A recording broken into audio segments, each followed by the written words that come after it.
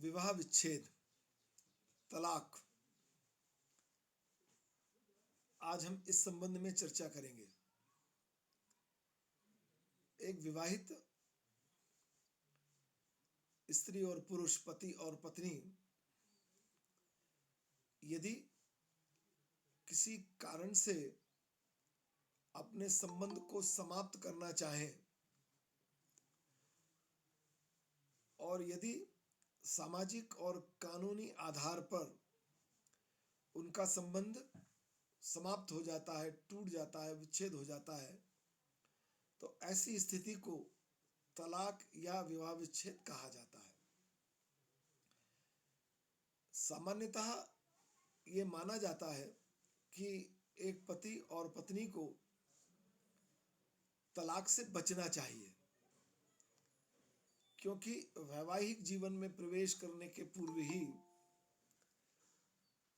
स्त्री और पुरुष जो पति पत्नी बनने वाले हैं और उनके परिवारजन सबके द्वारा आपसी सहमति से योग्यता के अनुसार चयन करने के पश्चात ही विवाह किया जाता है।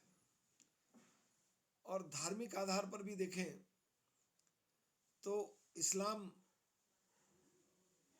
धर्म में जरूर विवाह विच्छेद की धार्मिक आज्ञा है, पर वह भी विवाह विच्छेद की निर्बाध स्वीकृति नहीं देता। इस्लाम धर्म भी ये मानता है कि इस बात का पर्याप्त प्रयास किया जाना चाहिए कि जिन लोगों ने विवाह किया है वह विवाह को ना तोड़ें, विवाह विच्छेद ना करें। पर यदि संभव ना हो साथ रहना, तब धार्मिक आधार पर इस्लाम विवाह विच्छेद की आज्ञा देता है। विश्व के बाकी धर्म विवाह विच्छेद को हतोत्साहित करते हैं। हिंदू धर्म और दर्शन में तो विवाह एक जन्म का नहीं बल्कि जन्म जन्मांतर का संबंध है, इसलिए वहां विवाह विच्छेद की आज्ञा नहीं है। और इसी कमी को दूर करने के लिए कानूनी प्रावधान किए गए, और जिसमें सभी धर्म के अनुयायियों को ऐसी अवस्था में जब वैवाहिक दायित्वों का पूरा किया जाना, पति पत्नी का साथ रहना किसी भी स्थिति में संभव ना हो, तो मानसिक संताप से बचने के लिए वह आपस में अलग अलग हो जाएं, ऐसी कानूनी व्यवस्था की गई है। पर विवाह विच्छेद आदर्श अवस्था नहीं है। विवाह विच्छेद सामान्यतः नहीं किया जाना चाहिए। विवाह विच्छेद नैतिकता के भी विरुद्ध है। विवाह विच्छेद के परिणाम स्वरूप अगर बच्चे हैं तो उनके जीवन पर भी नकारात्मक प्रभाव पड़ता है। बालकों का हक है, बच्चों का हक है कि उन्हें माता और पिता दोनों का प्यार मिलना चाहिए। और विवाह विच्छेद की स्थिति में वे दोनों में से किसी एक के साथ रहते हैं तो या तो माँ का प्यार नहीं मिलता या पिता का प्यार नहीं मिलता, और वह उनके व्यक्तित्व के विकास में बहुत बड़ी बाधा बनता है। ऐसे बच्चे सामान्यतः विघटित मस्तिष्क के बच्चे पैदा होते हैं। समाज और परिवार के प्रति उनके मन में एक विशेष प्रकार का आक्रोश होता है, व्यवस्था के प्रति एक आक्रोश होता है। इसलिए विवाह विच्छेद से बचा जाना चाहिए। वर्तमान समय में व्यक्तिवाद की भावना बहुत अधिक बढ़ रही है। शिक्षा के कारण व्यक्तिगतवाद ज़्यादा बढ़ रहा है। स्त्री और पुरुष बाहर नौकरी कर रहे हैं, दोनों काम कर रहे हैं, आर्थिक स्वतंत्रता हो है, बहुत सारे कारण हैं जिसके परिणाम स्वरूप विवाह विच्छेद लगातार बढ़ता जा रहा है। होना नहीं चाहिए। ये हमने अभी आपसे कहा कि विवाह विच्छेद को हतोत्साहित किया जाना चाहिए। विवाह विच्छेद के कारण कौन कौन से हैं भारतवर्ष में? तो यदि हम देखें, सरकार इस बात का प्रयास करती है, काउंसलिंग करती है कि अगर कोई पति और पत्नी उनके बीच में आपसी सामंजस्य नहीं हो रहा है तो पुलिस द्वारा, न्यायालय द्वारा, परिवार द्वारा, समाज में चल रही बहुत सारी स्वैच्छिक संस्थाओं द्वारा इस बात का प्रयास किया जाता है कि उनके बिखरे हुए सामंजस्य को वापस स्थापित करने का प्रयास किया जाए। और आदर्श अवस्था यह मानी जाती है कि वो वापस आपसी समझौता करके साथ साथ रहे, क्योंकि विवाह विच्छेद का एक दूसरा परिणाम यह होता है कि विवाह विच्छेद के पश्चात वह स्त्री और पुरुष जिन्होंने विवाह विच्छेद किया है वो अकेले नहीं रह सकते। ये आजकल का युग ऐसा है कि अब सामान्यतः उनको पुनर्विवाह करते हैं, और फिर पुनर्विवाह भी समायोजन मांगता है। तो विवाह समायोजन ही मांगता है, त्याग ही मांगता है, स्नेह मांगता है, प्रेम मांगता है, समर्पण मांगता है एक दूसरे के प्रति। तो जब ये नई जीवन साथी के साथ किया जाना है तो पुराने के साथ ही एडजस्ट करने का भरपूर प्रयास किया जाए। ऐसे प्रयास सरकार, परिवार, समाज, स्वयंसेवी संस्थाओं द्वारा किए जाते हैं।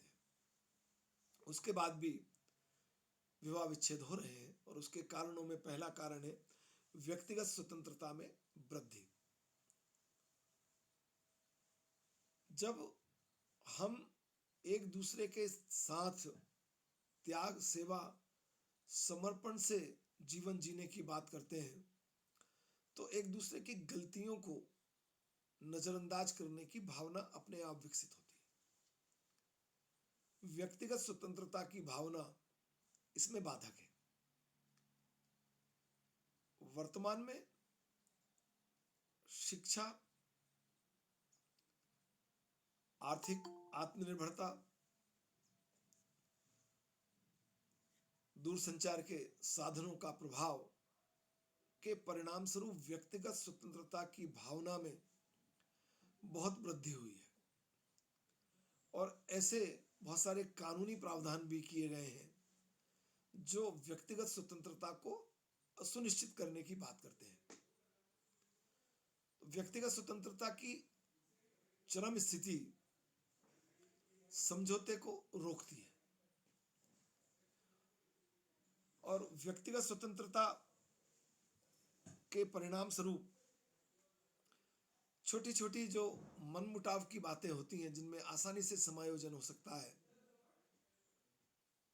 उसको समायोजित करने की, एडजस्ट करने की, आपसी बातचीत करने की, थोड़ा त्याग करने की प्रेरणा नहीं मिलती, और ये व्यक्तिगत स्वतंत्रता तलाक का एक प्रमुख कारण बनती जा रही है। दूसरा है शिक्षा का प्रसार। भारतवर्ष में शिक्षा के प्रसार के लिए सब शिक्षित हों, सब समझदार हों, सब पढ़े लिखे हों, सब अपने बारे में अच्छा निर्णय लें, परिवार, समाज और राष्ट्र में उनकी सहभागिता बढ़े, इसलिए शिक्षा के प्रसार का बहुत काम हो रहा है। स्त्री शिक्षा बहुत तेजी से बढ़ रही है। ये सकारात्मक लाभ लेने की प्रक्रिया का नाम है, पर शिक्षा के परिणाम स्वरूप वो जो व्यक्तिवाद बढ़ता है, अपना अहम बढ़ता है, पारिवारिक समायोजन को रोकने की एक प्रवृत्ति बढ़ती है, और उसका परिणाम यह हो रहा है कि जो तलाक की दर है, तलाक की संख्या है, वह शिक्षित स्त्री पुरुषों में ज्यादा देखने में आ रही है। और ऐसा भी देखने में आ रहा है कई बार कि शिक्षित लोग आपस में तलाक नहीं लेते, थोड़ी उनमें वो जो कहा कि बच्चों के पर प्रभाव, नकारात्मक प्रभाव पड़ता है और इत्यादि कारणों से, पर वैवाहिक पृथक्करण बढ़ रहा है। उनने तलाक तो लिया नहीं, पर दोनों अलग अलग रहने लगे, व्यक्तिगत जीवन जी रहे। तो ये भी घातक है, इससे भी कोई ज्यादा प्रभाव नहीं पड़ता। बच्चों पर तो नकारात्मक प्रभाव पड़ता ही है, माँ या तो माँ है या पिता है, और ऐसी अवस्था में तो आदर्श शायद यही हो कि आप विवाह विच्छेद करके अलग अलग हो जाएं, एक दूसरे के प्रति दायित्व भी आपका ना रहे। पर वैवाहिक पृथक्करण और विवाह विच्छेद शिक्षित लोगों में ज्यादा देखने में आ रहा है। अगला है नैतिक मूल्यों में परिवर्तन। मुंबई के प्रसिद्ध समाजशास्त्री मारीवाला विवाह विच्छेद से जुड़े बहुत से वकीलों और न्यायाधीशों का यह मानना है कि तलाक के बढ़ते हुए प्रतिशत का मुख्य कारण नैतिक मूल्यों में होने वाला परिवर्तन है। समाज में जो शिक्षित, कामकाजी पुरुष और महिलाएं हैं, उनमें नैतिक मूल्यों का थोड़ी गिरावट देखने में आ रही है। विवाह स्त्री और पुरुष को विवाह पश्चात अपने जीवन साथी के साथ शारीरिक इच्छाओं को पूरा करने का अधिकार देता है, पर ऐसा देखने में आ रहा है कि नैतिक मूल्यों में पतन के कारण विवाहेतर संबंधों में वृद्धि देखने में आ रही है और इसके ढेर सारे कारण हैं।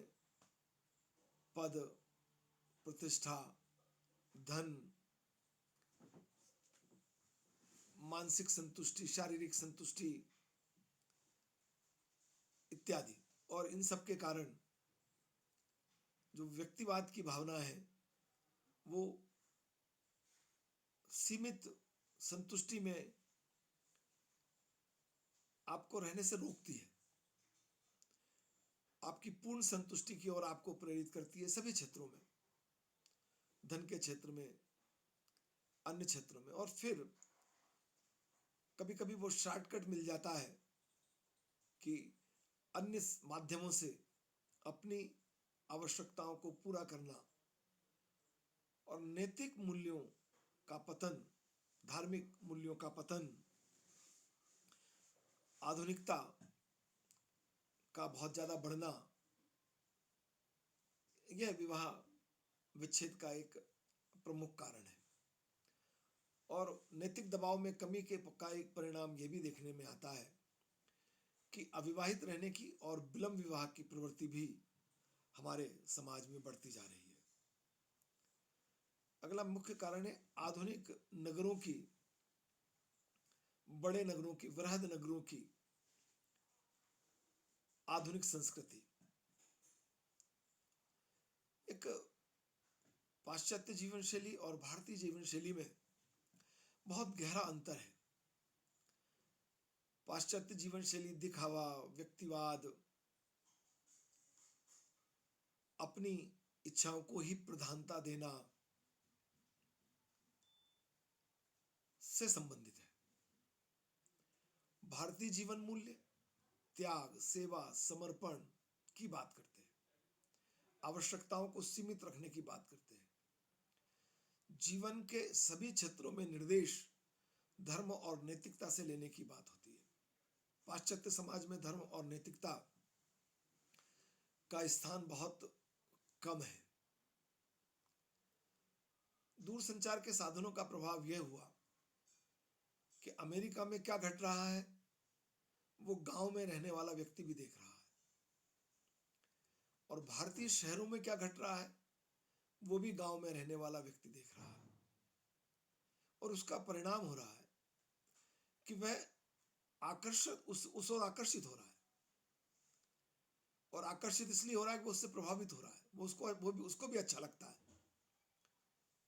गांव की महिला को भी लिपस्टिक लगाना अच्छा लगता है, कोई बुराई नहीं है लिपस्टिक लगाने में, पर केवल लिपस्टिक लगाना नहीं है, वह उस तरह की पूरी जीवन शैली को जीना चाहती है या पुरुष जीना चाहता है जो शहरी क्षेत्र में है और जिसको वो अपने दूरदर्शन के माध्यम से, टेलीविजन के माध्यम से देख रहा है। और इस आधुनिक संस्कृति का एक नकारात्मक प्रभाव यह है कि वहां उनकी आवश्यकताएं अधिक जो है उनको पूरा करने के लिए उनके पास धन उपलब्ध है और वे अपनी आवश्यकता को आसानी से पूरा कर पाते हैं। ग्रामीण अंचल में हम वैसा जीना चाहते हैं, हमारे पास साधन उपलब्ध नहीं है, पर आकर्षण है, और उस आकर्षण के परिणाम स्वरूप वो टीवी के सीरियल में जैसे शादी हो रही है, गांव की लड़की भी चाहती है कि वो उसकी वैसे ही शादी हो। उसको पता नहीं है कि वो जो जेवर से लदी हुई लड़की है सीरियल में, वो सब नकली है, पर वो नकली हमें असली लगता है, हम उसकी ओर आकर्षित हो जाते हैं। और यह नगरीय जीवन शैली ग्रामीण समाज को बहुत प्रभावित कर रही है, हमारे भारतीय समाज को बहुत प्रभावित कर रही है। पाश्चात्य समाज से हम प्रभावित हुए हैं, नशे की प्रवृत्ति बढ़ती जा रही है, हुक्का के बहुत सारे पब हाउस खुल गए हैं, नशे की प्रवृत्ति का परिणाम है कि आप टीवी में देखते हैं, बहुत सारे वीडियोस देखते हैं, यूट्यूब के माध्यम से देखते हैं कि बहुत अमीर घर के लोग कैसे कपड़े पहन रहे हैं, कैसे नशा कर रहे हैं, कैसा आनंद कर रहे हैं, कहाँ घूमने जा रहे हैं। वो सब हम सबको प्रभावित करता है, और जब हम उससे प्रभावित होते हैं तो उसका नकल करना चाहते हैं, और उस नकल का परिणाम यह हो रहा है कि हमारे अपने जो मूलभूत मूल्य हैं, सामाजिक मूल्य हैं, हमारी धार्मिक मान्यता है, हमारी नैतिकता है, वो टूट रही है, वो प्रभावित हो रही है, और वह जीवन के सभी क्षेत्रों में हमें प्रभावित करती है। और उसमें एक बड़ा क्षेत्र है हमारा आपसी सामंजस्य को प्रभावित होना, उसका टूटना, पति पत्नी के आपसी सामंजस्य का टूटना, सास ससुर और परिवार के अन्य लोगों के प्रति सामंजस्य का टूटना, और यह सब सामंजस्य जो टूट रहा है वह विवाह विच्छेद की ओर धकेल रहा है। अगला है प्रेम विवाह। प्रेम विवाह की प्रवृत्ति बढ़ती जा रही है। प्रेम विवाह बुरा है ऐसा नहीं कहा जा सकता। विवाह के लिए जीवन साथी का चयन माता पिता परिवार करें, ठीक है, उनके साथ उनके जीवन का अपना अनुभव होता है, वो आपका भला चाहते हैं। पर यदि विवाह योग्य युवक और युवती अपने लिए भी जीवन साथी चयन करते हैं तो उसमें कोई बहुत बुराई नहीं है। पर यदि आपने अपने लिए जीवन साथी का चयन किया है तो उससे आजीवन वैवाहिक संबंधों को निभाना भी आपकी फिर एक विशेष जिम्मेदारी होती जा रही है। पर प्रेम विवाह सामान्यतः एक स्त्री और एक पुरुष के बीच में होता है, और परिवार द्वारा आयोजित विवाह दो परिवारों के बीच में होता है। और ऐसी अवस्था में यदि कभी असामंजस्य होता है तो दोनों परिवार के लोग उस सामंजस्य को बिठाने के लिए प्रयास करते हैं, उस समाज के लोग प्रयास करते हैं, रिश्तेदार प्रयास करते हैं। पर जब आप प्रेम विवाह करते हैं तो सामंजस्य भी आपको बिठाना होता है। तो प्रेम विवाह बढ़ रहा है, और अभी हमने इसके पहले चर्चा की थी कि नैतिक मूल्यों का पतन हो रहा है। तो प्रेम विवाह का जो बढ़ने के बाद यदि आप नैतिक मूल्यों से आबद्ध नहीं है तो आपसी सामंजस्य बहुत जल्दी बिखरता है, टूटता है। क्योंकि सामान्यतः प्रेम विवाह वाले पति और पत्नी परिवार से उतना सपोर्ट, उतना समर्थन नहीं मिल पाता जितना कि परिवार द्वारा आयोजित विवाह में मिलता है। और उसका परिणाम होता है कि जरा सी भी असहमति और असमर्थता इस प्रकार के प्रेम विवाह में उत्पन्न तनाव को नियंत्रित करने में, सीमित करने में अन्य लोगों की भूमिका नहीं होने के कारण विवाह टूट जाता है, जल्दी से विवाह विच्छेद की स्थिति बन जाती है। अगला है परिवार के नियंत्रण में कमी। ये बहुत बड़ा कारण है। अब संयुक्त परिवार नहीं है, एकाकी परिवार है, मुखिया की भूमिका बहुत सीमित हो गई है, परिवार का नियंत्रण लगभग खत्म होता जा रहा है, टूटता जा रहा है। हम व्यक्तिवादी जीवन जीना चाहते हैं, अपने बारे में स्वयं निर्णय लेना चाहते हैं। हम इस बात को भूल जाते हैं कि पुरानी पीढ़ी के पास जो अनुभव है वह अनुभव हमारा मार्गदर्शन करेगा, पर हम नई पीढ़ी खुद सीखना चाहती है, खुद भूल करना चाहती है, खुद गलती करना चाहती है, और वो मानती नहीं कि वो गलती कर रही है। तो परिवार के लोगों की सलाह उन्हें व्यक्तिगत जीवन में हस्तक्षेप और दखल लगता है, और उसका परिणाम यह है कि परिवार का बिखरता हुआ नियंत्रण और उसके कारण बढ़ती हुई अपना अहम और उस अहम की संतुष्टि के लिए स्वयं निर्णय लेने की प्रवृत्ति, और अगर फिर थोड़ा सा भी असामंजस्य हो तो चूंकि परिवार का नियंत्रण ही नहीं है तो भूमिका उनकी होती नहीं है उस नियंत्रण को, उस असहमति को ठीक करने में, और इसलिए वो विवाह विच्छेद का एक कारण बन जाता है। महिलाओं में आर्थिक आत्मनिर्भरता समाज के लिए, राष्ट्र के लिए, विश्व के लिए, परिवार के लिए ये बहुत अच्छा है कि महिलाओं की शिक्षा बढ़ रही है और महिलाओं की आर्थिक आत्मनिर्भरता बढ़ रही है, और उस आर्थिक उनकी निर्भरता, उनके द्वारा कमाकर धन लाना, उससे परिवार की आवश्यकताओं की बहुत बेहतर पूर्ति हो पा रही है। अच्छा आवास, अच्छा स्वास्थ्य, बच्चों की अच्छी शिक्षा, इस सब की व्यवस्था हो पा रही है, और यहाँ तक महिलाओं की आत्मनिर्भरता परिवार के लिए बहुत सहायक है। पर यह आत्मनिर्भरता उनमें अहम पैदा कर देती है, और पति और पत्नी या परिवार से जरा सा भी असमंजस्य होता है तो आर्थिक दूसरे पर निर्भरता आपको सामंजस्य की जो प्रेरणा देती है वो प्रेरणा वहां नहीं होती, क्योंकि आर्थिक बाधा नहीं है, आप अपनी आवश्यकताओं को अपने प्रयासों से पूरा कर रहे हैं, और वह आर्थिक स्त्री की आत्मनिर्भरता पारिवारिक समायोजन को बाधित कर रही है, विवाह विच्छेद का कारण बन रही है।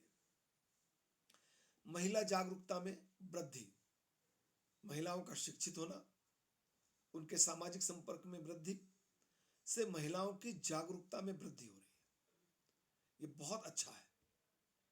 उनकी राजनीतिक सक्रियता बढ़ रही है, ये बहुत अच्छा है। उनको सभी प्रकार के कानूनों की जानकारी है, अपने अधिकारों की जानकारी है, ये और अच्छा है। तो इस जागरूकता के परिणाम स्वरूप उनको बहुत लाभ की प्राप्ति हो रही है। इस जागरूकता का एक अच्छा परिणाम यह भी है कि उनको सब अधिकार पता है, और वह अधिकार पता होने का कारण यह है विवाह विच्छेद की ओर चले जाना। उनको मालूम है कि यदि सामंजस्य नहीं हो रहा है तो तलाक मांगा जा सकता है, पति से भरण पोषण मांगा जा सकता है, इत्यादि। और वह जागरूकता, फिर वही बात पर मैं आता हूं कि उनको समझौते से रोकती है, और यह जागरूकता भी विवाह विच्छेद का एक कारण बन रही है। अंतिम कारण है माता पिता का अवांछित हस्तक्षेप, ये बहुत बड़ा कारण है। वर्तमान समय में माता और पिता की बिटिया के ससुराल में, बिटिया के वैवाहिक जीवन में बहुत हस्तक्षेप बढ़ गया है, और यह हस्तक्षेप वैवाहिक समायोजन को रोकता है, पति पत्नी के आपसी संबंधों में दरार डालता है।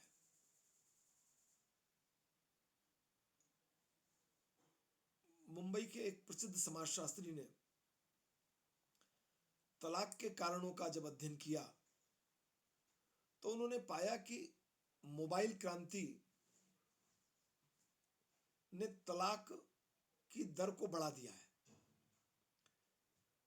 पहले जब संचार का साधन नहीं था और अपनी बात चिट्ठी पत्र के माध्यम से अपने माता और पिता तक भेजी जाती थी, तो अगर लड़ाई झगड़ा भी हो जाए पति पत्नी में और पत्नी ने चिट्ठी डाली कि पिताजी मेरे साथ ये हुआ, और जब तक पिताजी के पास चिट्ठी पहुंची और पिताजी कुछ विचार करके उससे मिलने आए, तब तक बहुत समय व्यतीत हो जाता था और पति और पत्नी के बीच में आपसी सामंजस्य पुनः बन जाता था और बात समाप्त हो जाती थी, विवाह विच्छेद तक नहीं पहुंचती थी।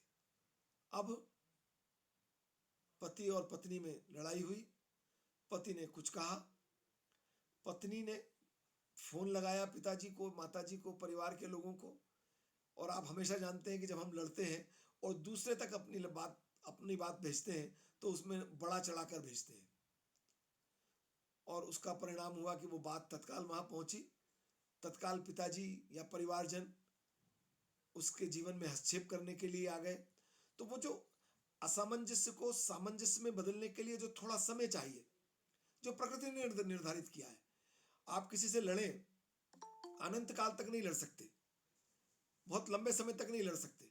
आप लड़ेंगे 10 मिनट, 15 मिनट, आधा घंटा, एक दिन, आप शांत हो जाएंगे, समायोजन का प्रारंभ हो जाएगा। पर यदि उस समायोजन की प्रक्रिया प्रारंभ होने के पूर्व ही किसी का हस्तक्षेप आ जाए, समायोजन की प्रक्रिया बाधित हो जाएगी, वो नहीं हो पाएगा।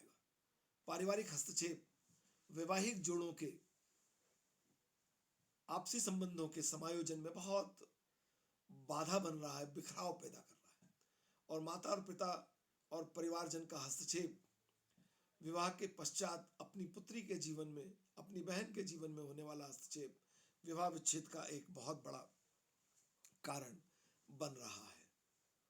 विवाह विच्छेद का औचित्य क्या है? विवाह विच्छेद समानता के अधिकार को पुष्ट करता है। वर्तमान लोकतांत्रिक व्यवस्था में हम समानता को प्रोत्साहित करते हैं। स्त्री और पुरुष सब समान है और बिल्कुल होना चाहिए, समान अधिकार है सबको, अपना निर्णय लेना चाहिए।